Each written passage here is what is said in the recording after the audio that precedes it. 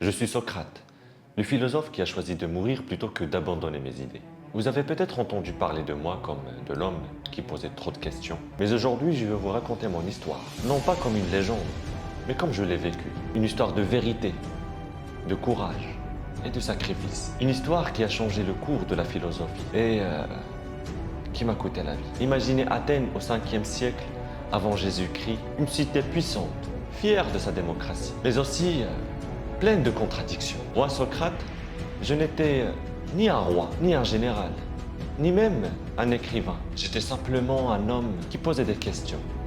Et pour cela, j'étais condamné à mort. Athènes était une cité glorieuse, mais aussi un lieu de tension. Nous venions de perdre la guerre du Péloponnèse contre Sparte. Et la défaite avait laissé des cicatrices profondes. Les gens cherchaient des réponses, des coupables, et surtout des certitudes. Moi, je n'avais pas de certitude.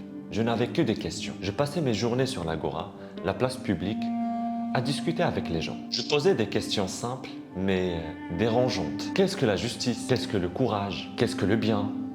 Mais attention, je ne donnais jamais des réponses. Mon rôle était de faire réfléchir les gens, de les pousser à remettre en question leurs croyances. Mais attention, je n'étais pas un sophiste. Les professeurs itinérants prétendaient tout savoir et vendaient leur savoir. Moi, je disais, je sais que je ne sais rien. Et cette humilité qui m'a rendu dangereux. Ma méthode, c'était le questionnement.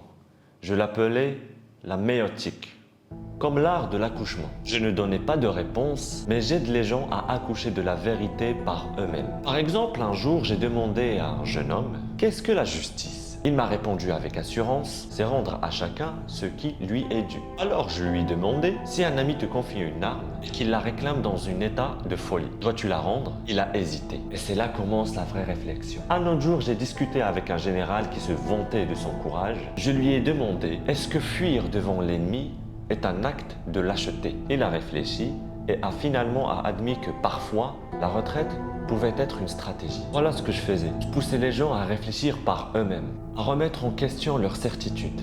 Mais attention, cette méthode n'a pas plu à tout le monde. Les puissances d'Athènes ont commencé à me voir comme une menace. Pourquoi? Parce que je montrais aux jeunes qui ne savaient pas tout. Et dans une société où l'autorité se base sur des certitudes, poser des questions, c'est dangereux. En 399 avant Jésus-Christ, j'étais accusé de 2 crimes. Corruption de la jeunesse et empiété. Corruption de la jeunesse parce que j'enseignais les jeunes à penser par eux-mêmes. Empiété parce que je remettais en question les dieux traditionnels. En réalité, ces accusations cachaient une peur. La peur du changement. La peur de la pensée libre. Mon procès a eu lieu devant un tribunal de 501 citoyens. J'ai plaidé ma cause, mais pas comme on s'y attendait.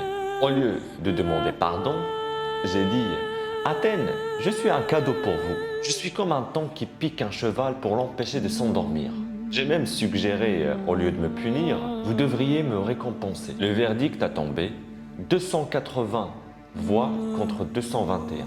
J'étais condamné à mort. On m'a offert une chance de m'échapper, mais j'ai refusé.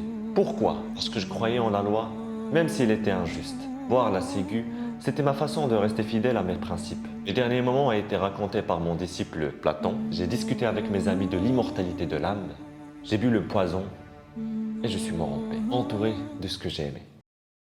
Aujourd'hui, mon héritage vit à travers vous. Continuez à poser des questions, à remettre en question les certitudes, à chercher la vérité, car une vie sans examen ne vaut pas la peine d'être vécue. Si cette histoire vous a inspiré, abonnez-vous pour découvrir d'autres récits fascinants. Laissez un like si vous avez aimé la vidéo et commentez pour me dire ce que vous pensez de Socrate et de son héritage. Merci de m'avoir écouté. Je suis Socrate et je vous laisse avec cette pensée. Connais-toi toi-même. À très bientôt.